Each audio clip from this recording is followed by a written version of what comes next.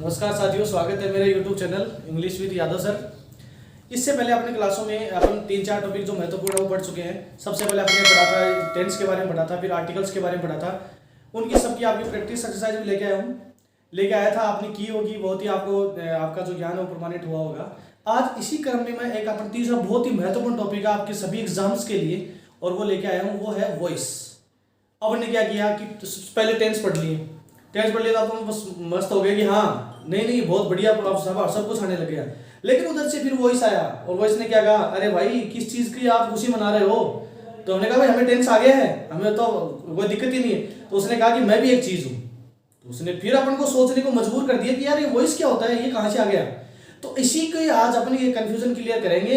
आराम से इस वीडियो को देखिए, आराम से नोट कीजिए और एक एक चीज को समझिए। उसके बाद में आपको कोई प्रॉब्लम नहीं आएगी, एकदम से आपका नॉलेज पक्का हो जाएगा, ये मेरी गारंटी है आपके साथ। तो देखिए, बढ़ते हैं अपने इस टॉपिक के लिए, और टॉपिक है अपना वॉइस। मैंने आपके सामने लिख रखा है वॉइस।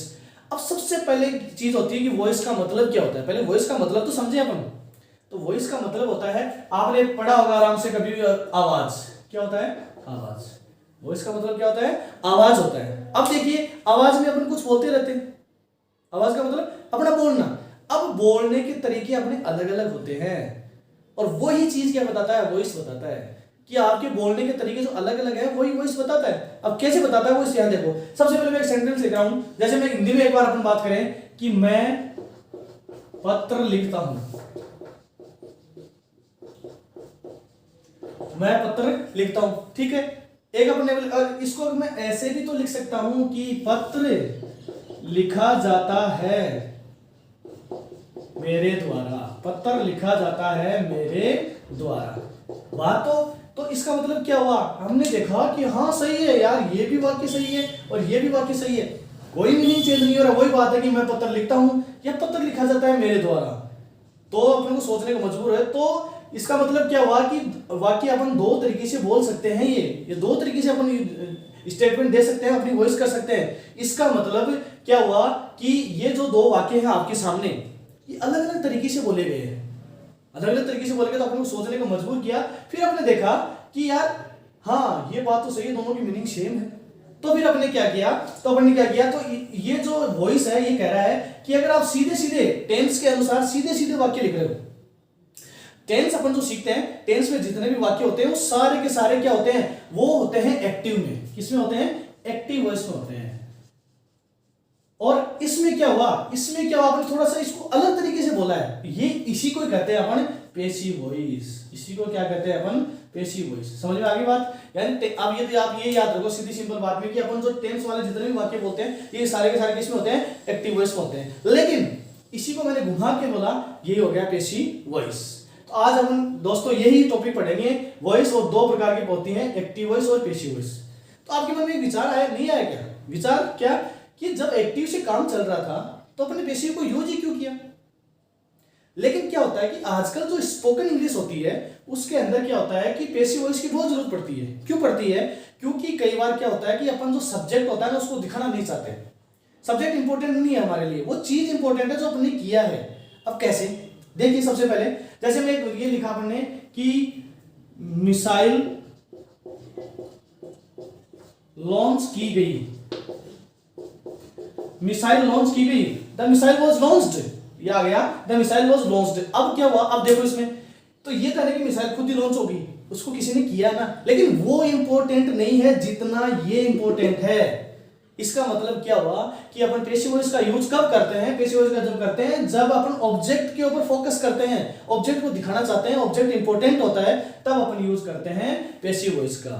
समझ में आएगा ना? पहला कारण तो ये है। दूसरी बात, जैसे कई बार क्या होता है कि जैसे अपनी जो समाचार पत्र की जो हेडलाइंस आती है तो उसमें से आ गया कि 5 men डाइड इन एक्सीडेंट। ऐसे आ गया 5 men डाइड इन एक्सीडेंट। ठीक है, अब ये आ गया। तो अब इस देखो क्या, 5 लोग मारे गए एक्सीडेंट में। अब एक बात बताओ, 5 मैन पर ही फोकस है यहाँ पे। ये जो 5 मैन है इसी पे फोकस है। ये थोड़ी कि किसने मारा क्या मारा, ये किसी पे नहीं रहता। अपन को पता ही नहीं, एक्सीडेंट हो गया, दूसरे दिन उसमें अखबार में आई, न्यूज़पेपर में अपने पढ़ा तो अपने देखा कि 5। अब ये थोड़ी सर्च करेंगे पहले कि किसने मारा, और अपन उसको जानते ही नहीं। तो वहां उस मारने वाले से इंपॉर्टेंट है जो मरे हैं।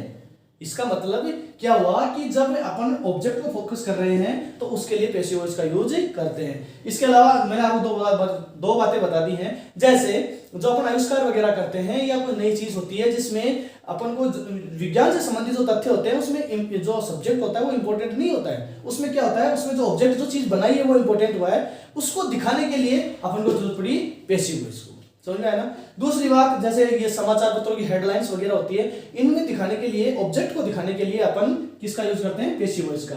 तो इन सब से एक ही बात निकल के आई, और वो क्या निकल के आई कि अगर अपन ऑब्जेक्ट पे फोकस करते हैं तो हमेशा अपन किसका यूज करते हैं, पैसिव वॉइस का यूज करते हैं। और अगर अपन सब्जेक्ट को पूरा फोकस करते हैं तो अपन एक्टिव वॉइस अपने पहले सीख सकते हैं। ठीक है, तो अब देखिए आप, बात क्लियर हो गई आपको कि एक्टिव वॉइस क्या होती है, पैसिव वॉइस क्या होती है और उसकी जरूरत क्यों पड़ी। अब देखिए आप, सबसे पहले अपन बात करते हैं कि अब चलो ये तो अपन एक्टिव तो अपन टेंस अपन को आते हैं तो आराम से बना लेते हैं, कोई दिक्कत ही नहीं है। लेकिन अब बात है कि पैसिव कैसे बनाए, तो मैं बताता हूं आपको। पैसिव बनाने का सबसे बड़ा जो पहली बात है, जो इसकी पहली जो कॉमन चीज है, क्या होगा कि सब्जेक्ट जो सब्जेक्ट अपना जो वाक्य, जैसे ये अपन सेंटेंस लिख देते हैं, आई राइट ए लेटर, मैंने एक लिखा। अब लिखने के बाद मैं क्या कह रहा हूं कि इसमें एक तो सब्जेक्ट है, वर्ब है, और आपका क्या है, ऑब्जेक्ट है। ये तो समझ में आ रहा है ना, आपको खूब पढ़ लिया आपने। अब देखिए, तो इसका जो सब्जेक्ट है उसको अपन चेंज कर देंगे, किसमें, ऑब्जेक्ट में। क्या बना देंगे उसको, अभी जो ये तो है एक्टिव वॉइस में, किसमें, एक्टिव वॉइस में। अब इसका पैसिव वॉइस बनाएंगे तो इसका सब्जेक्ट है उसको तो इस पैसिव वॉइस वाले का क्या बना देंगे, ऑब्जेक्ट बना देंगे। समझ में आ गया।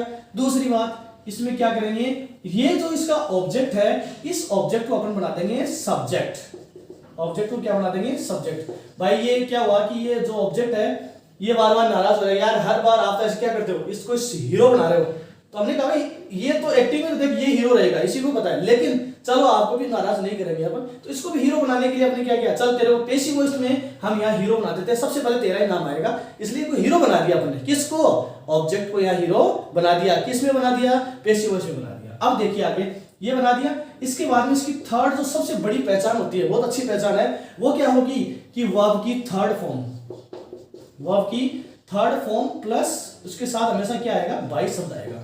उसके साथ हमेशा क्या आएगा, बाई शब्द आएगा। ये वर्ब की थर्ड फॉर्म प्लस बाई आ गया, इसका मतलब आप 100% समझ जाएंगे कि ये वाक्य है वो आपका पैसिव वॉइस में है। किसमें है, पैसिव वॉइस में है। इतनी बात समझ में आ गई, क्लियर हो गया, कोई दिक्कत नहीं है। तो तीन चीजें आपको सबसे मेन चीज याद रखनी है, कौन सा, सब्जेक्ट का होगा वो ऑब्जेक्ट में चेंज हो जाएगा, ऑब्जेक्ट है वो सब्जेक्ट में चेंज हो जाएगा, और वर्ब की थर्ड फॉर्म प्लस बाई।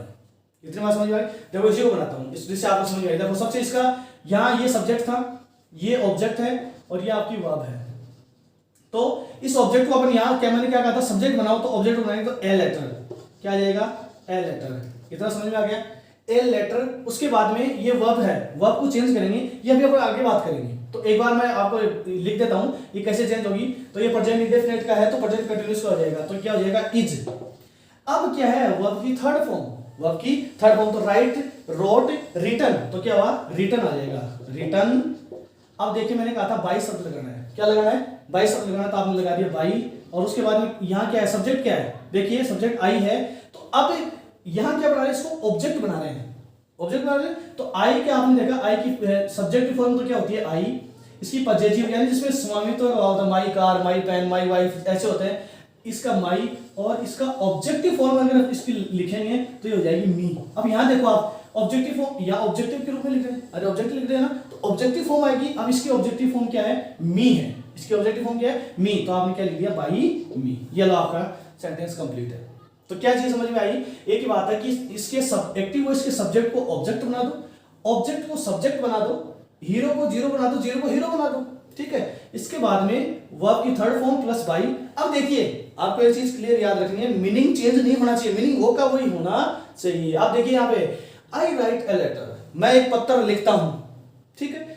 और इसी को बनाया मैंने, a letter is written by me, मेरे द्वारा एक पत्र लिखा जाता है, या एक पत्र लिखा जाता है मेरे द्वारा। अब बताओ, मीनिंग चेंज नहीं हुआ, सिर्फ और सिर्फ क्या हुआ है, बोलने का तरीका चेंज हुआ है। बोलने का तरीका चेंज होते ही क्या हो गया, ये पैसिव वॉइस हो गया। इतनी बात आपको समझ में आ गई।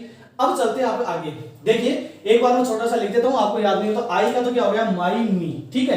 क्योंकि अपन को ये ऑब्जेक्टिव फॉर्म बहुत याद आएगी, बहुत ही काम में आएगी। इसलिए एक बार अपन इसकी वो बना लेते हैं। तो आई का माई मी, इसके बाद में अगर वी आ जाए, फर्स्ट पर्सन का ले लेते हैं एक बार, तो वी आर और अस, ठीक है। इसके बाद में यू का लेते हैं, तो यू, योर और फिर से यू, ठीक है। इसके बाद में अपन लेते हैं ही का, थर्ड पर्सन का, तो ही, हिज और हिम। ऐसे सी का, सी, हर, हर, ठीक है। ऐसे ही अपन लेते हैं अगर दे का, तो दे, देयर और देम। इसके बाद में इट का लेते हैं, तो इट, इट्स और इट्स, ठीक है। तो अब देखिए आप, इसका मतलब क्या हुआ कि ये सारे आपने देखा, तो ये सारे के सारे, या इसका इट्स नहीं, इट ही होगा यहाँ पे देखो, तो इट्स और इट, तो ये सारे के सारे इसकी ऑब्जेक्टिव फॉर्म होती है। कौन सी फॉर्म होती है? ऑब्जेक्टिव फॉर्म होती है। और ये आपको याद रखनी है, ये इंपॉर्टेंट है, क्योंकि इस जब चेंज करोगे तो ये वाला, ये सब्जेक्टिव हो गया और ये इसका ऑब्जेक्टिव हो गया, ठीक। इसका आप स्क्रीनशॉट ले सकते हो आराम से, कोई दिक्कत नहीं, क्योंकि ये बार बार अपन जब बात करेंगे तो उसके अंदर काम आएगी। अब अपन बात करते हैं कि सब्जेक्ट को ये बना दिया अपन, सारा काम कर लिया। इसके बाद में एक चीज और बच गई इसमें, क्या? टेंस को चेंज करना, वर्ब को चेंज करना, क्योंकि खेल किसका है इसमें, मैंने आपको पहले भी कहा था कि टेंस बहुत काम आएगा। अब यहां अगर आपको टेंस का ज्ञान है तो आप आराम से कर सकते हो। अब कैसे करोगे वो टेंस वाला, अभी आप देखिए। अपन टेंस का करते हैं कि टेंस कैसे चेंज होगा और कैसे होगा, बहुत ही आसान तरीके से, आपको बिल्कुल घबराने की जरूरत नहीं है, बस यहां थोड़ा ध्यान दे लीजिए, उसके बाद में आपको कोई दिक्कत नहीं आएगी। तो देखिए अब आप इसके बारे में देखिए। सबसे पहले बात करते हैं टेंस संबंधी परिवर्तन, यानी वर्ब संबंधी जो परिवर्तन होता है वो कैसे होता है, वर्ब रिलेटेड चेंज। अब देखिए एक चीज अगर आपको शॉर्ट तरीके से बताऊं तो बाद में मैं लिखवाऊंगा अभी, लेकिन एक तरीके से बताता हूं आपको कि इसमें क्या होता है कि तीन टेंस को छोड़ दो आप। कौन से? कंटिन्यूअस वाले को, कंटिन्यूअस वाले को छोड़ दो, और उसके बाद में जो टेंस बच गए उनकी उससे अगले वाले टेंस, उससे जस्ट अगले वाले टेंस की हेल्पिंग वर्ब आएगी। अब कैसे आएगी वो यहां देखो आप। देखिए सबसे पहले अपन प्रेजेंट से बात करते हैं, तो प्रेजेंट की बात करें तो सबसे पहले कौन सा टेंस होता है, उसमें टेंस होता है प्रेजेंट इंडेफिनिट, या जिसको आप बोलते हैं प्रेजेंट सिंपल। तो यहां देखिए ये है प्रेजेंट इंडेफिनिट, इसको सिंपल भी बोल सकते हैं। अब देखिए सबसे पहले मैंने आपको जैकेट पहनाई थी, इसको अपन ने उस जब टेंस वाला बात किया था, तो टेंस वाले में जैकेट पहनाई, वैसे ही तो इसकी जैकेट क्या है, इसकी जैकेट आपके सामने डू और डज आएगा। क्या आएगा? डू या डज आएगा, या क्या आएगा? एस या ईएस आएगा, या वर्ब की फर्स्ट फॉर्म आएगी। आपको बताया था मैंने ये चीज।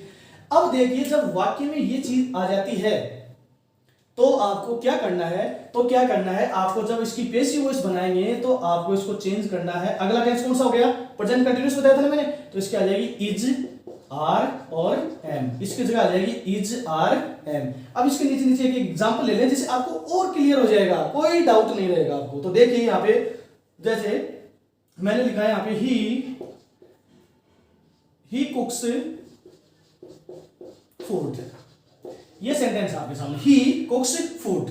तो अब देखिए सबसे पहले इसकी पैसिव वॉइस बनानी है, तो आपको एक चीज बस फर्स्ट दिमाग में आना चाहिए, इस ऑब्जेक्ट को हीरो बनाना है, इसको सब्जेक्ट बनाना है, तो क्या आ जाएगा? फूड। इसके बाद में वर्ब समझ गया, तो आप ऐसा लगता है आपने पहचान लिया, अरे ये तो प्रेजेंट इंडेफिनिट का साधारण वाक्य है, इसलिए अब क्या होगा, इसको चेंज करेंगे अपन। इससे अगला वाला टेंस कौन सा? प्रेजेंट कंटीन्यूअस की साइक्रिया लगाएंगे। तो देखिए यहाँ साइक्रिया इज, आर और एम जो हेल्पिंग वर्ब है, यहाँ देखिए आपका जो सब्जेक्ट है वो फूड है। फूड क्या है? सिंगुलर है, और सिंगुलर होने के कारण ये क्या कह रहा है कि मैं क्या लूंगा? इज को लूंगा साथ में, तो आपने लिख दिया फूड इज। इसके बाद में अगली बात को दोहराओ, अगली बात क्या थी अपनी कि इसकी थर्ड फॉर्म, वर्ब की थर्ड फॉर्म, तो थर्ड फॉर्म क्या हो जाएगी? Cooked, cooked. और उसके बाद में बाई शब्द लगाना है। अब देखिए ही आ गया, अभी मैंने आपको टेबल बताई थी इससे पहले, ही आ गया, तो ही का क्या हो जाएगा? बोलिए, ही का हिम, बाई हिम।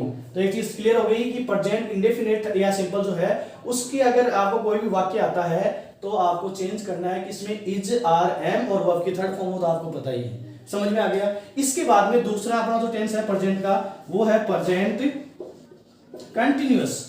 और कंटीन्यूअस में एक चीज ध्यान रखनी है आपको, सभी कंटीन्यूअस में, प्रेजेंट की बात नहीं, चाहे प्रेजेंट कंटीन्यूअस हो, चाहे पास्ट कंटीन्यूअस हो, चाहे फ्यूचर कंटीन्यूअस हो, उसमें क्या करना है कि, और कंटीन्यूअस की पहचान क्या होती है? वर्ब प्लस आईएनजी होता है, वर्ब प्लस आईएनजी होता है, तो ये होगा।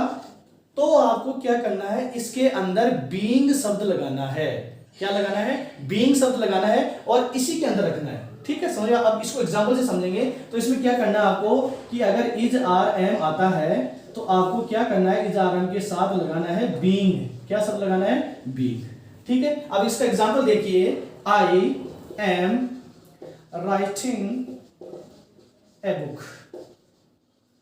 I am writing a book. अब देखिए ए बुक है, तो सबसे पहले इसमें देखिए सब्जेक्ट ये है, ऑब्जेक्ट ये है, तो ऑब्जेक्ट को सब्जेक्ट बनाना है तो क्या करना है, ए बुक को ले लीजिए, तो आ गया ए बुक। अब देखिए आपने देखा ओ ये तो प्रेजेंट कंटिन्यूअस है, तो क्या करना है, आपको एम के साथ बीइंग लगाना है, मैंने अभी बताया था, हटाना नहीं है। तो क्या हो जाएगा ए, अब क्या एम आएगा क्या? नहीं, क्या आएगा? अरे बुक आई के साथ ही एम आता है ओनली, बुक के साथ क्या आएगा? इज आ जाएगा। तो ए बुक इज, कई क्या सोचते हैं एम का एम आ गया, ऐसा नहीं, इसके अनुसार सही क्रिया लगानी है, ये ध्यान रखें आप। तो a book is being, a book is being आ गया ना। इसके बाद में ये यहां भी कंफ्यूज मत रहना, वर्ब की हमेशा कौन सी फॉर्म आएगी? थर्ड फॉर्म आएगी। तो ये हो जाएगा रिटर्न। क्या हो जाएगा? Written by. आप फ्रेज लगाएंगे, इसके बाद में आई है, अब आई का क्या हो जाएगा? आई का हो जाएगा मी। तो क्या हुआ?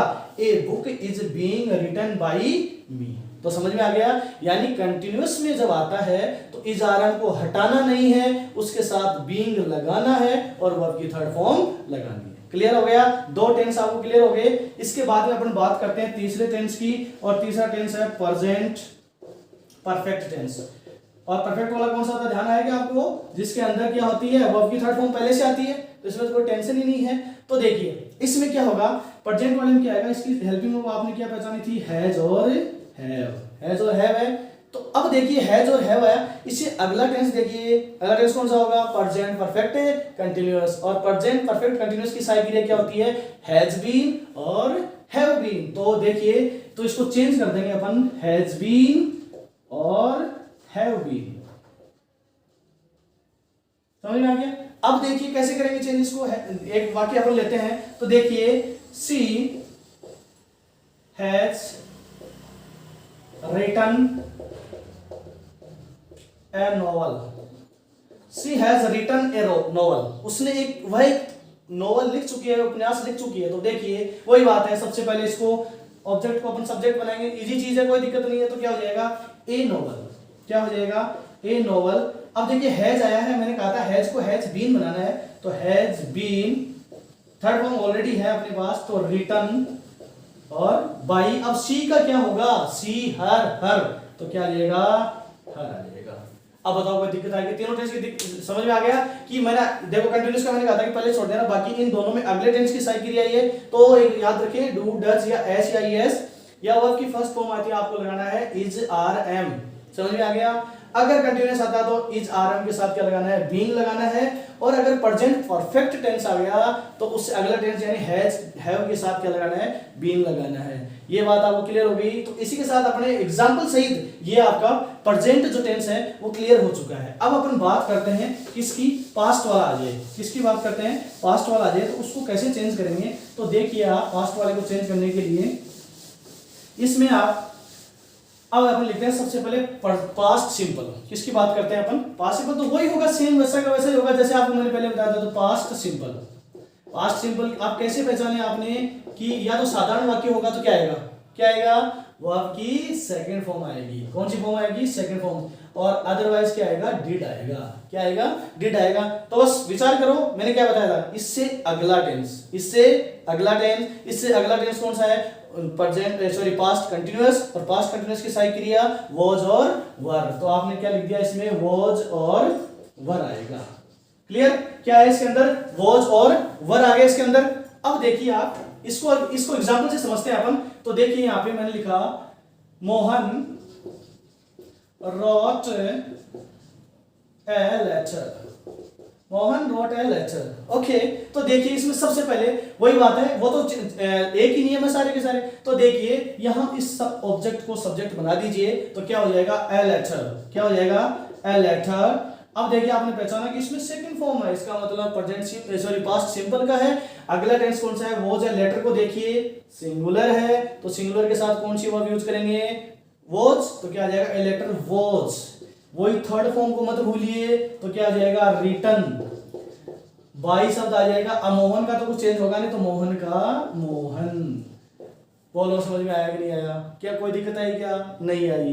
तो क्या हुआ, पास्ट सिंपल आया तो आपने चेंज कर दिया वॉज और वर, उसमें हेल्पिंग वर्ब लगा दी। इसी के साथ अपन चलते हैं दूसरा आगे, पास्ट कंटिन्यूअस।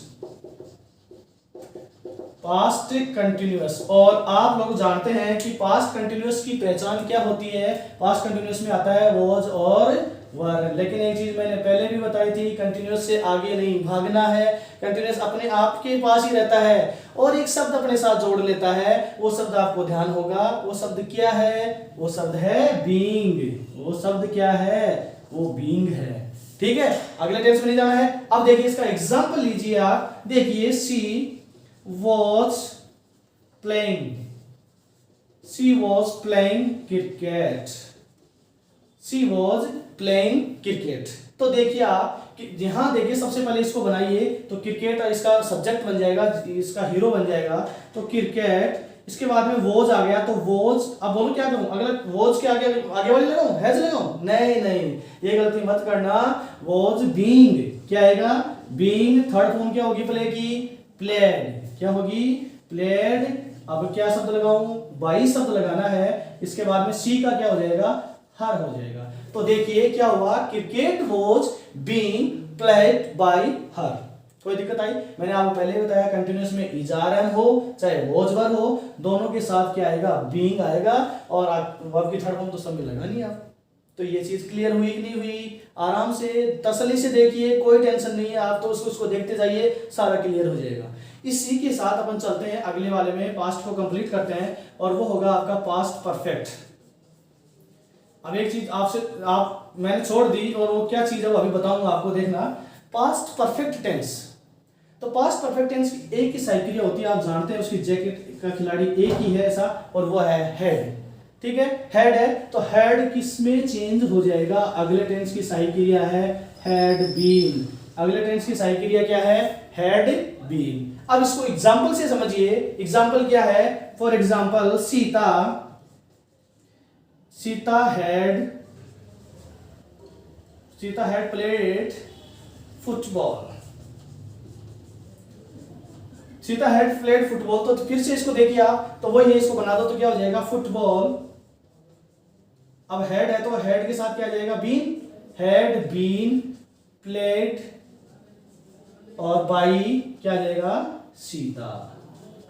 ये चीज समझ में आ गई आपको? तो ये चीज समझ में आई ना? पास्ट सिंपल तो किसमें हो जाएगा? वॉज वर आ जाएगा, इसमें बीन लग जाएगा, इसमें अगर हेड आता है तो अगले टेंस वो हैड बीन में चेंज हो जाएगा। इसके बाद में एक चीज जो छूट गई, जो अभी जो अपने प्रेजेंट में भी छोड़ दी, उस चीज को आप ध्यान से देखिए कि जो चौथे टेंस होते हैं उनकी नॉर्मली अपने जो ग्रामर है उसके अंदर पैसिव वॉइस नहीं बनाई जाती है। ये चीज अच्छी तरह से याद रखना। कौन कौन से की? यानी एक तो आपका प्रेजेंट परफेक्ट कंटिन्यूअस, ऐसा ही दूसरा इसका भाई है पास्ट परफेक्ट कंटिन्यूअस, और एक भाई और है इसका फ्यूचर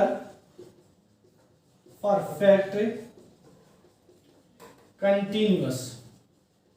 अगर ये आपको वाक्य में दिखाई देते हैं तो नॉर्मली ज्यादातर 99% इसकी वो नहीं बनती है, इसकी पेशिव वॉइस अपन नहीं बनाएंगे। ये चीज नोट कर लेना अच्छी तरह से, अगर आपको ध्यान नहीं हो तो। प्रेजेंट परफेक्ट कंटिन्यूअस और पास्ट, यानी जो चौथे टेंस है वो चौथे टेंस की जो सामान्यतः वॉइस है, यानी एक्टिव वॉइस से पेशिव वॉइस नहीं बनती है। इसके अलावा आजकल ये भी मानने लगा है जो फ्यूचर कंटिन्यूअस है उसकी भी नहीं बनती है, लेकिन अपन उसकी बना के रखेंगे भाई, हो सकता है कि एग्जाम में आ जाए तो उसका तो बीइंग लग जाएगा, कोई दिक्कत नहीं है, लेकिन आमतौर पर उसकी भी नहीं बनाई जाती है। इसका मतलब 4 टेंस हो गए, 3 तो ये चौथे टेंस हो गए और एक फ्यूचर कंटिन्यूअस हो गया। ये याद रखना अपने दिमाग में, ठीक है। इसके बाद में अपन बात कर रहे हैं, अभी प्रेजेंट की बात हो गई, पास्ट की बात हो गई, अब किसकी बात होगी? अब बात होगी फ्यूचर के जो बच गए उनकी।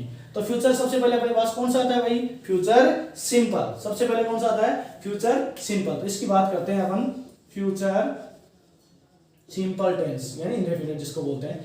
तो इसकी आपने साइड के लिए देखी विल और सेल, इसकी हेल्पिंग वर्ब क्या है? विल और सेल है। अब देखिए इसका जो अपन सेंटेंस लेंगे तो उसमें क्या हो जाएगा?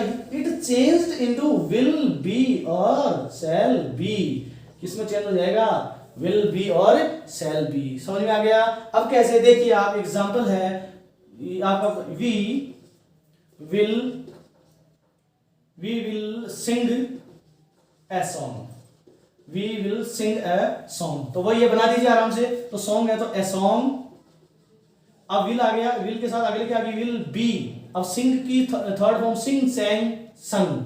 तो संग, तेरे संग संग बाई, और वी का क्या हो जाएगा, एस हो जाएगा।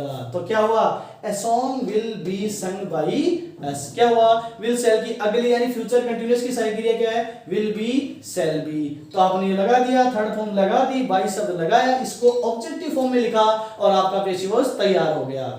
समझ में आ गया। इसके बाद में अपन बात करते हैं इसके अगले की, फ्यूचर।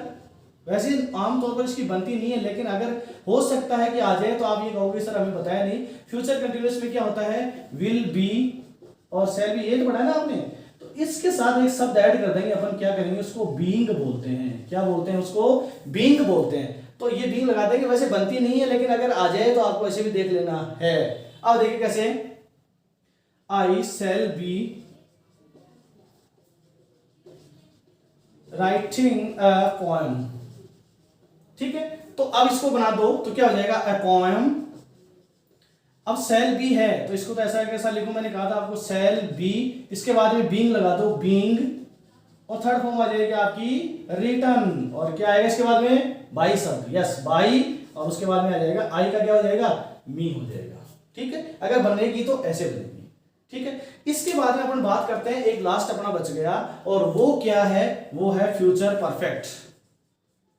फ्यूचर परफेक्ट, तो इसकी सहायक क्रिया क्या बताई थी मैंने, विल हैव और शैल हैव। अब ये चेंज हो जाएगा किसमें, इसके साथ बीन शब्द और लगेगा, आपको बता दो किसमें जाएगी, will have been, will have been और शैल हैव बीन, इसमें चेंज हो जाएगा। आपको मैंने बताया था पहले भी। तो देखिए आप इसका एक एग्जांपल लेते हैं, कैसे, Sohan will have completed the work। Sohan ने अपना काम पूरा कर चुका होगा। तो यहां देखिए द वर्क, द वर्क को ऑब्जेक्ट बना देंगे, कोई प्रॉब्लम नहीं है। तो यहां बना दो द वर्क, इसको सब्जेक्ट बना दिया ऑब्जेक्ट को। फिर विल हैव बीन, इसके साथ लग जाएगा बीन, तो बीन, अब थर्ड फॉर्म ऑलरेडी है तो कंप्लीटेड बाई, और क्या आ जाएगा, सोहन आ जाएगा। तो ये था आपका टेंस संबंधी, वर्ब संबंधी परिवर्तन, जिसमें आपने देखा कि आगे वाले टेंस में चेंज हो जाएगा, कंटिन्यूअस है उनके साथ चेंज नहीं होगा, वो बीइंग में होंगे। और इसके अलावा जो चौथे टेंस है तीनों के, उनकी जनरली 99% उनकी जो पेशी वॉइस है वो बनती नहीं है। समझ में आ गया आपको बात अच्छी तरह से। अब अपन चलते हैं आगे, इससे ही संबंधित आपको पता है कि जो होती है ऑक्सिलरी वर्ब, जिसको मॉडल वर्ब्स बोलते हैं। अपन कौन सी बोलते हैं, मॉडल वर्ब्स। अगर आपके वाक्य में, आपके सेंटेंस में अगर मॉडल्स आ जाएं तो आप उसको कैसे चेंज करेंगे, बहुत ही इंपॉर्टेंट है, क्योंकि बहुत बार एग्जाम में आता है। तो ध्यान से समझिए, ध्यान से देखिए, एक भी चीज आपको बिल्कुल ऐसे नहीं रहेगी कि मुझे नहीं आता। आज के बाद में आप ये कहोगे कि हाँ पेसिव वॉइस में मैं डंका बजा सकता हूं। तो देखिए आप यहाँ पे, तो यहाँ क्या है, अगर मॉडल्स, मॉडल्स में आप जानते हो जैसे सेल है, इसको मॉडल मानते हैं, जैसे साइकिल भी होती है लेकिन ये मॉडल होता है, सेल, विल, इसके बाद में मस्ट, कुड, शुड, माइट, इसके अलावा ये हो गया आउट टू, हेड टू, बहुत से हैं और भी बहुत हैं, 10-11 के आसपास होते हैं। तो ये अगर अपने वाक्य में, एक वुड भी होता है आपका, ये अगर आपके सेंटेंस में आते हैं तो इनमें कोई चेंज नहीं करेंगे। याद रखें, इनमें कोई भी चेंज नहीं करेंगे, और इनके साथ एक शब्द ऐड करेंगे आप, बी। क्या शब्द ऐड करेंगे, बी। अब कैसे, एज एग्जांपल देखिए यहाँ पे, आई मस्ट ओबे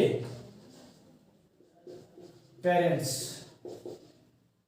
या माई पेरेंट्स भी लिख सकते हैं आप यहाँ पे, माई पेरेंट्स। देखिए आई मस्ट ओबे माई पेरेंट्स, तो इसकी आप चेंज करेंगे। आपने देखा ओ मस्ट आया, इसका मतलब क्या है, मस्ट मॉडल वर्ब्स है। अब मॉडल वर्ब्स होते हैं, आपको दिमाग में तुरंत पता चलना चाहिए कि मॉडल के साथ कुछ भी चेंज नहीं करना, मॉडल के साथ सिर्फ चेंज करना है बी। क्या चेंज करना है, बी लगाना है ओनली। तो क्या करेंगे, माई पेरेंट्स, इसके बाद मस्ट को लिख दो, मस्ट बी।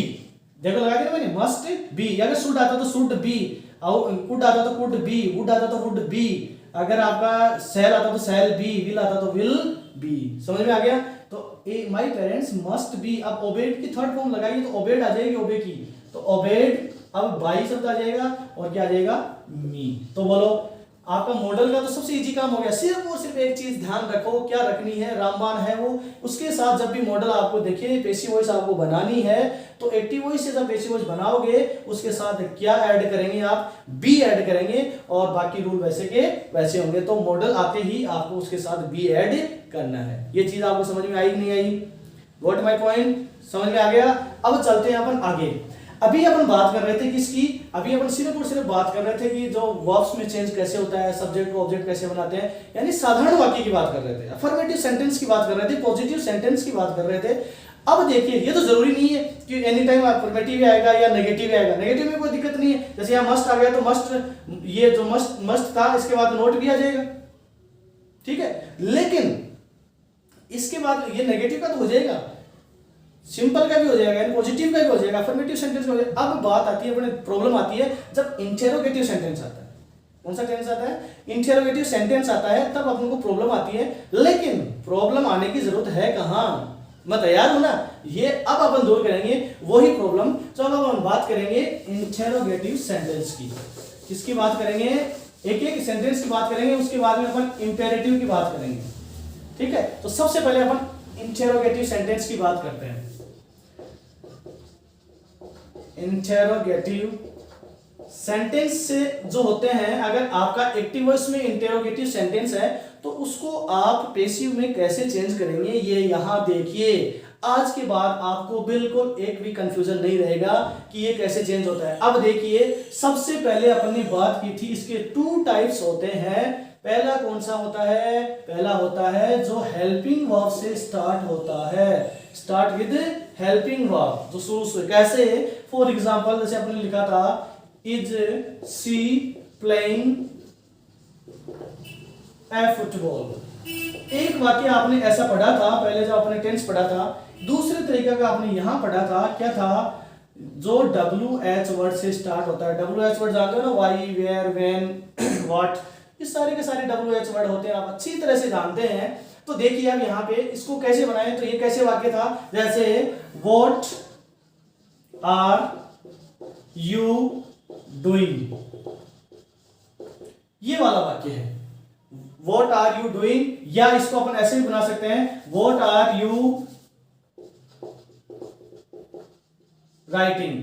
लेकिन इसको अगर आपको एक बार जब शुरू के स्टेज में सिखा रहा हूं तो इसको बेटर और रहेगा कि अपन कुछ और लिखें, दूसरा वाक्य लिखें, जिससे इसमें यहां ऑब्जेक्टिव ले लें, जिससे आपको समझ में आ जाए। तो कैसे आ जाए, तो देखिए इसमें ऐसे लिख सकते हैं अपन, व्हाट आर यू की जगह लिख सकते हैं व्हेन आर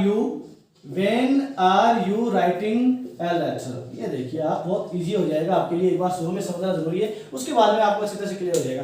तो देखिए आप पहले वाले को कैसे, देखो इसमें आपको कुछ भी चेंज नहीं करना है, इसमें आपको कुछ भी चेंज नहीं करना है। क्या नहीं करना है, मतलब जो सहायक क्रिया है, जो सहायक क्रिया है उसको वैसा का वैसा, यानी अब देखो चेंज कैसे हुए। सबसे पहले बात सुनो, अपन वो सारे चेंज करेंगे, सब्जेक्ट ऑब्जेक्ट वाला करना है, थर्ड फॉर्म भी आनी चाहिए, नहीं तो वो बनी नहीं वैसे वैसे मान लो। लेकिन मैं ये कह रहा हूं कि जो इसकी जो स्ट्रक्चर है उसको आपको चेंज नहीं करना है। यानी कभी आप ये मत कर देना कि इस प्रश्नवाचक वाक्य यानी जो इंटेरोगेटिव है इसको आपने पॉजिटिव बना दियो, ऐसा नहीं करना है, इसको ऐसा का ऐसा ही रख देना है। लेकिन इसमें जो अपने एसेंशियल चेंज है, जो आवश्यक चेंज है, वो चेंज आपको करने ही पड़ेंगे। तो कौन कौन से हैं? सब्जेक्ट को ऑब्जेक्ट बना दो, ऑब्जेक्ट को सब्जेक्ट बना दो, और उसके बाद में ये जो हेल्पिंग वर्ब है, जो वर्ब संबंधी चेंज है, वो अपन जो करते आए वैसा ही करना, बस इसकी स्ट्रक्चर वैसे की वैसी होनी चाहिए। तो देखिए आप यहाँ पे इसको कैसे चेंज करेंगे।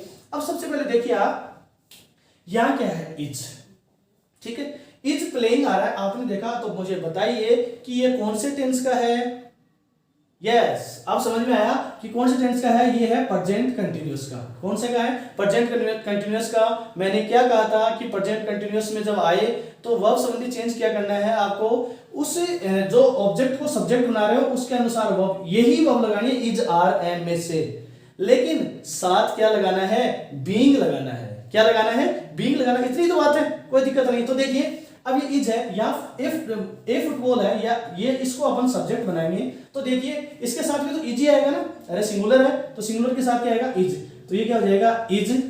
ठीक है, इसके बाद में अब चेंज करना है सब्जेक्ट को ऑब्जेक्ट, ऑब्जेक्ट को सब्जेक्ट, तो यहाँ ये क्या है ऑब्जेक्ट है, ऑब्जेक्ट को हीरो बना दो तो क्या हो जाएगा is a football, is a football. इसके बाद में देखिए मैंने क्या कहा था, भूलना मत, क्या कहा था, इसके बाद में बीइंग आएगा तो आपको पता है प्रश्नवाचक बन गया, इंटेरोगेटिव बन गया, तो इसके बाद बीइंग आएगा, इसके साथ नहीं रहेगा, यहाँ जाएगा, आपको पता है जो मुख्य टुकड़ा यहाँ रहता बाद में यहाँ रहता, आपको पता है इस चीज का, तो ये बीइंग लगा रहे हैं तो इज ए फुटबॉल बीइंग, क्या आ गया बीइंग। उसके बाद में इसकी क्या करूं, ऐसा कैसा लिखूं, नहीं क्या करना है इसकी थर्ड फॉर्म लिख दो तो क्या हो जाएगा प्लेड, क्या हो जाएगा प्लेड, और उसके बाद में क्या आ जाएगा बाई, और सी का क्या हो जाएगा हर, और ये आपका क्वेश्चन मार्क।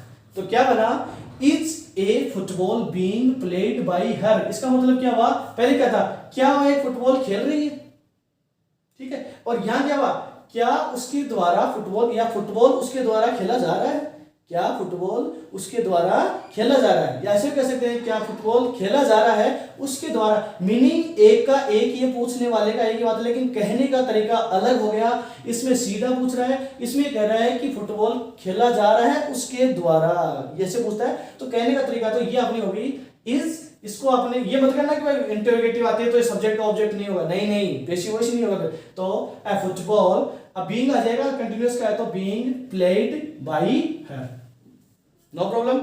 चलते हैं आगे वाले के में, तो देखिए यहां भी सेम वैसा का वैसा है, बाकी छेड़छाड़ नहीं करनी है आपको। अब इसमें आप ये कहोगे सर ये भी कंटिन्यूअस का दूसरा बताओ हमें, तो इसको और चेंज कर लेते हैं, तो यहां लिखते हैं अपन व्हेन हैव, और ये हो जाएगा रिटन, दूसरे टेंस का बताते हैं जैसे आपको और बेटर तरीके से समझ में आ जाएगा। तो देखिए यहाँ पे सबसे पहले तो क्या करना है, वेन को ऐसा का ऐसा लिख दो, तो क्या लिखा मैंने इसको, वेन को ऐसा का ऐसा लिख दिया, वेन के बाद में हैव आया है, अब आप पहचान करो कि कौन से टेंस का है, तो आपने पहचाना कि ये है प्रेजेंट परफेक्ट का, यानी हैव प्लस थर्ड फॉर्म आ रही है, तो प्रेजेंट परफेक्ट का, तो उससे आगे वाली साइड क्रिया क्या होती है, हैव बीन, क्या होती है हैव बीन। तो आपको पता है कि मुख्य टुकड़ा इधर आएगा और बीन है वो सब्जेक्ट के बाद जाएगा, ठीक है। तो अब देखिए क्या हैव लिख दूं, नहीं, पहले यहां डिसाइड करो, इस ऑब्जेक्ट को तो हीरो बनाना है, सब्जेक्ट बनाना है। तो ए लेटर कैसा है, सिंगुलर, ए लेटर कैसा है सिंगुलर, तो सिंगुलर के साथ क्या यूज करते हैं अपन, हैज, तो क्या आ जाएगा वेन हैज, क्या आ जाएगा वेन हैज। उसके बाद में ये लिखेंगे ए लेटर, उसके बाद में लिखेंगे ए लेटर, उसके बाद में अपना बीन छूट गया तो बीन, उसके बाद में थर्ड फॉर्म ऑलरेडी इसने दे रखी है तो has been written, has been written. उसके बाद में ये क्या है, किसके द्वारा लिखा जा रहा है, यू के द्वारा, तो यहाँ क्या आ जाएगा बाई, और यू की ऑब्जेक्टिव फॉर्म भी क्या होती है, यू होती है, और आपका ये क्वेश्चन मार्क। बताओ अब समझ में आया कि नहीं, सीधी सीधी बात है, जो साइड क्रिया संबंधी चेंज है उससे आगे वाले टेंस की लिख दो, जैसे इसमें हैव बीन कर दिया अपन ने, इसमें बीइंग लगा दिया, ऐसे कैसे स्ट्रक्चर में लिख दो, सिर्फ साइड क्रिया चेंज कर दो, सब्जेक्ट को ऑब्जेक्ट को सब्जेक्ट बना दो, उसके बाद में ये आपकी थर्ड फॉर्म लगा दो, और उसके बाद में जो सब्जेक्ट है उसको यहाँ ऑब्जेक्टिव फॉर्म में लिख दो, उसके बाद में आपका ये इंटरोगेटिव सेंटेंस कंप्लीट हो जाएगा। तो आज मेरे हिसाब से अब जिस तरीके से मैंने बताया है, अब आपकी कोई कंफ्यूजन इसमें नहीं रहना चाहिए कि इंटरोगेटिव सेंटेंस कैसे बनता है, बहुत ही इजी तरीके से अपन ने सीखा है, और इसको इसकी प्रैक्टिस अपन लेके आएंगे तो आपके और ज्यादा समझ में आ जाएगा। तो ये था आपका इंटरोगेटिव सेंटेंस, क्या था इंटरोगेटिव सेंटेंस। अब अपन बात करते हैं इंपेरेटिव सेंटेंस की, बस 2-4 इसमें वाक्य और है, बाद में आपका कंप्लीट हो जाएगा, लेकिन आपको अच्छी तरह समझ में आ जाएगा कि ये आपका जो पैसिव वॉइस है वो कैसे बनता है। अपन ने 3 वाक्यों की बात कर ली, जो सब्जेक्ट और पॉजिटिव और नेगेटिव में सेम होता है, उसमें तो नोट का यूज होता है, तो आप कर सकते हैं आराम से। इंटरोगेटिव का मैं आपको बता चुका हूं कि ये जो इंटरोगेटिव है इसमें कैसे होता है। अब अपन बात करते हैं किसकी, अब अपन बात करते हैं आपके इंपेरेटिव सेंटेंस की। अब सबसे पहले मुझे ये बताया कि इंपेरेटिव सेंटेंस क्या होता है। अपन ने पहले भी सीखा था इंपेरेटिव, जिसमें क्या होता है सीधा मतलब कोई कमांड देते हैं, रिक्वेस्ट करते हैं, और एक सब्जेक्ट अंडरस्टूड होता है जिसको आप अच्छी तरह जानते हो क्या होता है, वो हमेशा क्या माना जाता है, यू माना जाता है, ठीक है। तो इसको चेंज कैसे करेंगे, जब एक्टिव वॉइस में तो ठीक है, कैसे, मैंने कहा please give me a pen, please give me a pen, ये एक वाक्य मैंने सीधा कहा आपसे कि प्लीज मैं मांग रहा हूं किसी से please give me a pen, मेरे पास आज पेन नहीं है, मैंने पेन मांग लिया, तो आप रिक्वेस्ट करते हैं। अब देखिए, तो अगर एक चीज याद रखना कि अगर प्लीज और काइंडली दो शब्द है रिक्वेस्ट के लिए बहुत ही पॉपुलर है, प्लीज और काइंडली अगर किसी भी सेंटेंस में आ रहे हैं, प्लीज और काइंडली किसी भी सेंटेंस में आ रहे हैं, तो उसका पैसिव वॉइस आपको कैसे बनाना है, बहुत इजी है। अभी आप ये देखेंगे तो आपको एकदम समझ में आ जाएगा कि हाँ ये ऐसे बनता है, ये तो मुझे पता ही नहीं था, इतना इजी है, मैं परेशान हो रहा था। तो देखिए कैसे बनेगा। तो सबसे पहले आपको क्या करना है, इसमें आपको पता है कि एक सब्जेक्ट होता है जो अंडरस्टूड होता है, क्या आप मुझे बताएंगे? तो क्या होगा? यू होगा। यस, राइट, पहचाना आपने, ये सही बात है कि यू होगा। तो अब कैसे बनाएंगे? तो इस प्लीज को अपन यहां से हटाएंगे, प्लीज को यहां से हटाएंगे और इसकी जगह एक शब्द लिखेंगे यू, तो इसका सब्जेक्ट है, तो you are requested, you are requested. अब इसको जोड़ने के लिए अपन बनाएंगे टू, क्या लिखेंगे इसके साथ? टू। किससे जोड़ेंगे? टू से। अब आपको पता है कि जब टू आता है तो अपने बाद में हमेशा वर्ब की फर्स्ट फॉर्म लेता है। कौन सी लेता है? वर्ब की फर्स्ट फॉर्म लेता है। तो यहां देखिए यू आर रिक्वेस्टेड टू। अब ये जो सेंटेंस प्लीज को मैंने कहा था कि हटाना है, इसके बाद में जो बच गया, जो रेस्ट वाला वाक्य है, उसको आप ऐसा का ऐसा लिख दो। तो क्या लिखोगे? You are requested to give me a pen. अब देखिए इसमें अपने ऊपर वाले भी क्या कहा था? ऊपर वाले भी ये कहा था कि प्लीज मुझे एक पेन दीजिए, और ये भी क्या करें मैं कि आपसे प्रार्थना है कि मुझे एक पेन दे दो। तो मीनिंग दोनों का सेम है, कहने का तरीका अलग हो गया। इसलिए अगर प्लीज और काइंडली किसी भी सेंटेंस में आते हैं तो याद रखना आप लिखेंगे यू आर रिक्वेस्टेड, उसके बाद में टू, और उसके बाद में ये आपका give me a pen. Clear? कोई दिक्कत है क्या? एक बार फिर से दोहरा देता हूं कि प्लीज और काइंडली अगर किसी में आएगा तो सीधा लिखना है you are requested to give me a pen. ये बात समझ में आ गई? तो ये था, ये तो कब है? जब आपके प्लीज और काइंडली आता है। कौन सा आता है? प्लीज और काइंडली आता है। इसके बाद में एक और बच गया जिसमें अपन सीधी कमांड देते हैं। सीधी कमांड देते हैं। कैसे? जैसे मैं एक बच्चा खड़ा है अभी आप क्लास में, और मैंने उसको कहा, बाहर से कोई आया तो मैंने कहा open the door, open the door. मैंने तो ये भी, इसमें भी अंडरस्टूड होता है कौन सा? उस बच्चे को कहा, इसको मैंने यू, तो ओपन द डोर। तो ये तो बन गई यू आर रिक्वेस्टेड टू से। याद रखना कब? जब प्लीज और काइंडली शब्द आएंगे, यानी प्रार्थना वाले शब्द आएंगे। लेकिन जब आप कमांड देते हो सीधी, जैसे switch on the light, open the door, sit down, तो ये सारी जो चीजें होती हैं, तो इसमें क्या लिखेंगे? तो देखिए ओपन द डोर वाली को अपन बनाएंगे तो ये बनती है लेट से। किससे बनती है? लेट से। याद रखना है स्ट्रक्चर। तो लेट से कैसे बनेगी? तो देखिए सबसे पहले लेट, सबसे पहले क्या आया? लेट। उसके बाद में इसको आप सब्जेक्ट बना दीजिए। हमारे पास ये ऑब्जेक्ट है ना, तो इसको सब्जेक्ट बना लेंगे तो क्या बन जाएगा? Late the door. इसके बाद में ध्यान रखें कि यहां आएगा बी। क्या आएगा? बी। और इस आपको पता है कि थर्ड फॉर्म तो हमेशा आती है, तो ओपन्ड क्या हो जाएगा? ओपन्ड। आगे बाई यू का लिखने का मतलब नहीं, क्योंकि ऑलरेडी अपन जानते हैं कि वही आदमी जिससे अपन काम करवा रहे हैं, तो बाई लिखने की कोई आवश्यकता नहीं होती है इसमें। तो क्या हुआ? तो जब अगर कोई कमांड का, ऑर्डर का ऐसे जब वाक्य आते हैं, कौन से?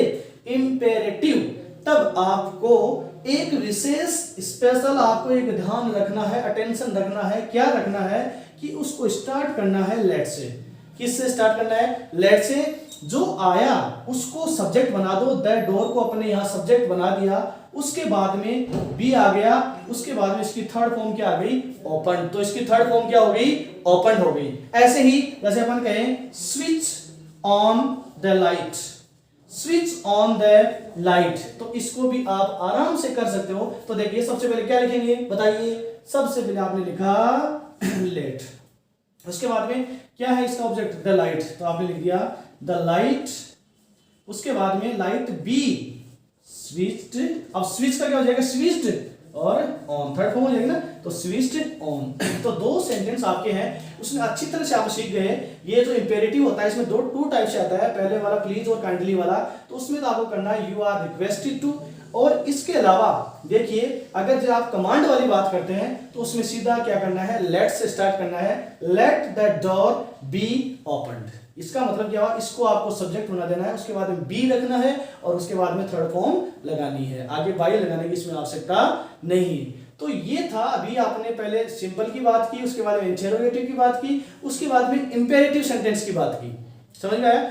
इसके बाद में कुछ स्ट्रक्चर्स ऐसी हैं जो हमें बहुत कंफ्यूज करती हैं, एग्जाम में आती है अपने, वो कैसे आती है, वो जो स्ट्रक्चर है अपनी वो क्या है, वो आती है बहुत ही कंफ्यूज करती है, और वो है हु की। किसकी है, हु की है। देखिए हु से अगर क्वेश्चन बने, बाकी तो हमने कर लिया था, लेकिन अगर हु से बनता है तो थोड़ा वो अपन को अलग थोड़ा सा कंफ्यूज करता है। तो देखिए कैसे कि हुआ है, तो उसको कैसे करें, तो देखिए ध्यान से, जैसे आपके पास ये आ गया who taught you English, who taught you English, ऐसा अगर सेंटेंस आ गया तो इसको कैसे बनाएंगे, तो ये दो तरीके से बनता है। कैसा, पहला बनता है आपके बाई होम से, किससे बनता है, बाई होम से, और एक बनता है इसके डायरेक्ट हु से, किससे बनता है, हु से। तो देखो कैसे बनेगा, बाई होम। अब ये जब पास्ट सिंपल का सेकंड फॉर्म आ रही है तो इसका मतलब हु के साथ सेकंड फॉर्म डायरेक्ट हो जाती है, क्योंकि ये तो सब्जेक्ट है, यहाँ पे सब्जेक्ट का काम करता है। तो क्या हुआ, फिर ये यू क्या है, यू यहाँ पे ऑब्जेक्ट है, तो इसको सब्जेक्ट बना देंगे। तो बाई होम, उससे पहले क्या आएगी, हेल्पिंग वर्ब आएगी, तो बाई होम वर। अरे हु हमेशा सब्जेक्ट का काम करता है ना, एक आदमी की जो काम कर रहा है वो, तो ये सब्जेक्ट तो ये हो गया, तो इसको अपन ने यहाँ क्या बना दिया, सब्जेक्ट बना दिया। तो हु बाई होम वर, अब ये सब्जेक्ट भी इसका क्या हो जाएगा, यू, और फिर क्या हुआ, बाई होम वर यू, और इसकी थर्ड फॉर्म क्या होगी, टॉट, क्या होगी, taught, by home were you taught English. समझ आ गई मेरी बात, यानी बाई होम से स्टार्ट करना है, हेल्पिंग वर्ब आ जाएगी, इस ऑब्जेक्ट को सब्जेक्ट बना दो, थर्ड फॉर्म आ जाएगी और इंग्लिश आ जाएगी, ठीक है। इसमें बाई लगाने की जरूरत नहीं है आपको इतनी। इसमें देखिए फिर, तो इसमें ये हो जाएगा हु वर, फिर ये आ जाएगा यू टॉट इंग्लिश, और इसमें अगर चाहो तो बाई लगा भी सकते हो और मैं भी लगा सकते हो, वो कोई गलत नहीं होगा। तो ये यहाँ बाई आ भी सकता है, नहीं भी आ सकता। तो क्या हुआ, एक तो होगा बाई होम से, by home were you taught English, और दूसरा इसको बनाओगे तो who were you taught English. बस इतने बड़े यहाँ बाई होम लगाया है, यहाँ बाई आ गया इसलिए अपन आगे बाई नहीं लगा रहे हैं। यहाँ अगर आप बाई लगाते हो तो भी कोई दिक्कत नहीं है, और नहीं लगाते हो तो भी कोई दिक्कत नहीं है। तो क्या समझे आप कि हु वाला आएगा तो ये सब्जेक्ट का काम तो ये खुद करता है, तो बाई होम हेल्पिंग वर्ब आ जाएगी, उसके बाद में ये सब्जेक्ट आ जाएगा, जो ऑब्जेक्ट है सब्जेक्ट बन जाएगा, थर्ड फॉर्म आ जाएगी, और आपका जो ये वाला इंग्लिश ऐसा कैसा आ जाएगा, यहाँ जो आगे एडिशनल है वो ऐसा कैसा आ जाएगा। समझ आ गया, हु से बनाओगे तो भी who were you taught English by, समझ में आ गया, कोई दिक्कत नहीं है। इसके बाद में अपन बात करते हैं, एक कॉन्सेप्ट और है इसके अंदर, और वो कौन सी है कि एक सेंटेंस ऐसा होता है जिसके अंदर डबल ऑब्जेक्ट आते हैं। कौन से आते हैं, डबल ऑब्जेक्ट आते हैं, और वो डबल ऑब्जेक्ट है तो उसको दो तरीके से बना सकते हैं, और दोनों ही एग्जाम पॉइंट ऑफ व्यू से राइट होते हैं। तो वो कैसे होंगे उसका देखिए आप, सबसे पहले यहां देखिए आप, एक वाक्य है अपने पास, और वाक्य में आप लिख रहा हूं, देखिए द टीचर, ध्यान से देखना ये बहुत ही इंपॉर्टेंट है, the teacher taught her English, the teacher taught her English, the teacher taught her English. ये दो है इसके अंदर। तो देखिए इसके अंदर आप ऑब्जेक्ट दो देखिए आपने, कौन सा, एक तो डायरेक्ट ऑब्जेक्ट, इनडायरेक्ट ऑब्जेक्ट है, देखिए डायरेक्ट ऑब्जेक्ट है।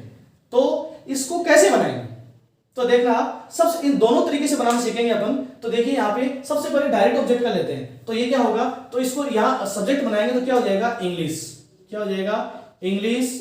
उसके बाद में क्या आ जाएगा, उसके बाद में क्या होगी, हेल्पिंग वर्ब आएगी, हेल्पिंग वर्ब। अब ये सेकंड फॉर्म है, इसका मतलब क्या हो गया, इसका मतलब ये हो गया कि ये पास्ट सिंपल का है, तो कौन सी आएगी, पास्ट कंटिन्यूअस, तो क्या आ जाएगा, वॉज, इंग्लिश वॉज, फिर टॉट, इंग्लिश वॉज टॉट, फिर हर, टॉट हर बच गए यहाँ पे, और किसके द्वारा, बाई शब्द आ जाएगा, तो बाई द टीचर।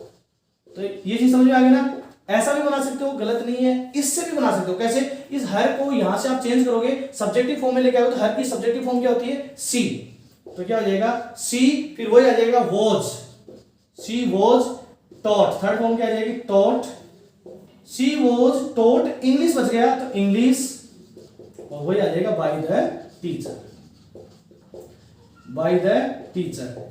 ये तो समझ में आ गया आपको कि क्या हुआ कि English was taught her by the teacher. यानी अगर ये देखो, ये तो होता है डायरेक्ट और इनडायरेक्ट, यानी जिसमें वोट का आता है, क्या पढ़ाया, इंग्लिश, किससे पढ़ाया, वाई, टू हुम, इसका मतलब वो होता है इनडायरेक्ट ऑब्जेक्ट। अगर ये डबल ऑब्जेक्ट आते हैं तो आपको क्या करना है, आपको ये करना है कि दोनों से बना सकते हैं और दोनों सही होती हैं। एग्जाम में एक ही आता है वैसे ऑप्शन में, तो इंग्लिश से बनाएंगे तो इंग्लिश वाज टॉट, एक बार इंग्लिश को सब्जेक्ट बना दो, या फिर हर को बनाएंगे तो यहाँ सी आ गया, तो she was taught English by the teacher. तो इसका आप स्क्रीनशॉट ले लो, अगर आपके अभी समझ में नहीं आ रहा है एक बार इसको फिर से वीडियो को पॉज करके देख लेना, कोई दिक्कत नहीं है। तो ये आपको समझ में आएगा कि हाँ ये डबल सब्जेक्ट है, तो एक बार इससे बनाया और एक बार इससे बनाया। अब आपको एग्जाम में इन दोनों में से कोई सा भी मिल सकता है। तो ये तो चीज थी। अब एक बात और रह गई, और वो बात क्या है कि आपने मैं बार बार आपको बता रहा हूं कि बाई शब्द आएगा, बाई इस पे फ्रेज यूज करेंगे, लेकिन कुछ वर्ड्स ऐसे होते हैं, कुछ क्रियाएं ऐसी होती हैं जो जब उनकी पेशिव वॉइस बनाते हैं तो वो टू यूज नहीं क्या सॉरी बाई शब्द है वो अपने पीछे नहीं लगाती है। समझ में आया ना। अब कैसे इसका एग्जांपल लेता हूं मैं, देखिए एग्जांपल में आप देखिए यहाँ पे कैसे, फिर आपको मैं 2-4 क्रियाएं वो लास्ट में लिखवा दूंगा, एक बार आप एग्जांपल को देख लो। तो देखिए यहाँ पे सबसे पहले जैसे आई नो हिम, एक वाक्य है I know him, I know him बहुत ही सिंपल है आपका। तो देखिए हिम है तो इसको आप सब्जेक्ट बनाओगे तो ही आ जाएगा, क्या आ जाएगा ही। अब नो है इसका मतलब फर्स्ट फॉर्म आई है तो प्रेजेंट इंडेफिनिट का, तो ही इज आ गया ना। अब समझे ना अपने पीछे ही इज। थर्ड फॉर्म देखिए नॉन, नो न्यू नॉन, ठीक है। अब यहाँ बाई आना चाहिए ना, लेकिन ये कहता है कि मुझे बाई पसंद नहीं है। ये क्या लेता है, ये हमेशा जब पेशिव बनाते हैं तो ये हमेशा टू लेता है, इसके साथ क्या लेता है, तो यहां बाई नहीं आएगा, ही इज नॉन टू, और अब इसकी ऑब्जेक्टिव फॉर्म क्या आ जाएगी मी। समझ में आया कि नहीं आया। अरे घबराओ मत, क्या करना है, ऐसे कुछ ज्यादा वर्ब नहीं है, कुछ ही वर्ब ऐसी हैं जो क्या करती हैं कि यहां बाई नहीं लेती है, जब इनकी पेशिव वॉइस बनाते हैं तो इनके साथ टू आता है, क्या आता है, टू आता है। ऐसे ही जैसे मेक आती है, मेक, तो मेक को जब बनाते हैं तो वो मैड टू लेती है, थर्ड फॉर्म मैड होगी और उसके साथ क्या लेती है, मैड टू लेती है। समझ में आया ना। ऐसे ही इंटरेस्टेड इन, इंटरेस्ट वाला आता है तो वो क्या हो जाएगा, इंटरेस्टेड इन आएगा, उसको हमेशा वो क्या लेती है, इन लेती है, क्या लेती है, इन लेती है। ऐसे ही आपकी जैसे देखिए प्लीज्ड, इसके साथ क्या लेती है, प्लीज्ड, प्लीज आएगा तो आप क्या लगाओगे, प्लीज्ड विद, क्या लगाओगे, प्लीज्ड विद। समझ आ गया। ऐसे ही सरप्राइज्ड एट, तो क्या हो जाएगा इसका, सरप्राइज्ड एट। समझ आ गया मेरी बात। तो क्या बात समझ में आई कि मेक है तो मैड टू होगा, इंटरेस्ट का इंटरेस्ट इन होगा, प्लीज का प्लीज्ड विद होगा, सरप्राइज का सरप्राइज्ड एट होगा। समझ में आ रहा है मेरी बात। तो ये कुछ और भी हैं ऐसी जो अभी आपको मैं लिखवा देता हूं, उसके बाद में आप जब भी इनका पेशिव वॉइस बनाओगे तो इनके साथ आप बाई यूज नहीं करेंगे। जैसे ये आता आई इंटरेस्ट इन इंग्लिश या आई इंटरेस्ट इंग्लिश, ठीक है। तो इंग्लिश इज इंटरेस्टेड इन मी, इन मी। देख अटपटा लगता है लेकिन ये जो रूल है वो तो रूल ही रहेगा। तो ये अभी क्रिया मैं आपके सामने लिख रहा हूं, ये आप एक बार स्क्रीनशॉट आपकी जो ये मैं वर्ब की बात कर रहा था, ये देखिए आप। तो इसमें क्या है, एक तो प्लीज्ड विद है, नो टू है, इंटरेस्टेड इन है, सेटिस्फाइड विद है, अमेज्ड एट है, अनॉयड एट है, listen to, mad to, invited to, compared to, quarrel with.